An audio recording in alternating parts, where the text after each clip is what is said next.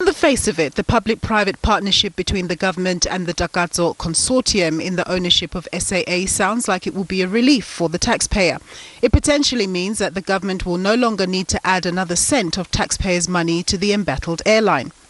But there are worries around a lack of transparency and even process in this deal. And by the party's own admission, the process of due diligence has not even taken place yet. The United Democratic Movement's Bantu Holomisa says the deal stinks to high heaven.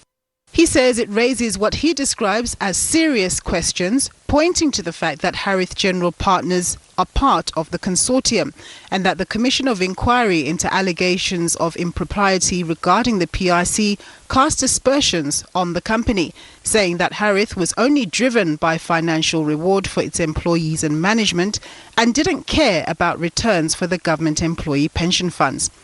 Noting that ultimately the fund Harith was involved in was privatized to ensure that companies like Harith reaped rich rewards. Holomisa asked how the government could entertain this group being part of the SAA deal with this kind of blemish on its record. And he poses key questions like, how was the deal structured? How was it financed? How much is the 51% stake actually worth? And how can a 3 billion rand cash injection now suddenly be enough to save SAA from certain death? This in light of the fact that government has been throwing billions of rand towards the airline for years to no avail. Questions are now raging as to where the supposed 3 billion rand will come from. The new owners are saying that it will actually come from the markets. Therefore, what it appears is that the airline is basically providing financial assistance to the new owners of equity, of 51% equity, which means that this is a financial assistance transaction which is equivalent or similar to vendor funding.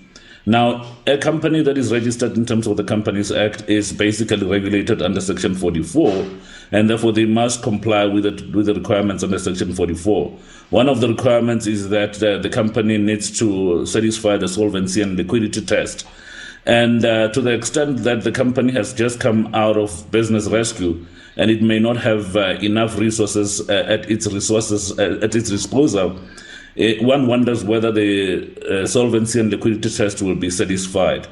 With reservations around the deal's compliance with the Companies Act, caused by some for an investigation into the SAA deal, and even the fact that the Competition Commission has told SABC News that it has not been notified of the deal to give its approval to the acquisition, it may be some time before the reborn airline is able to take off again.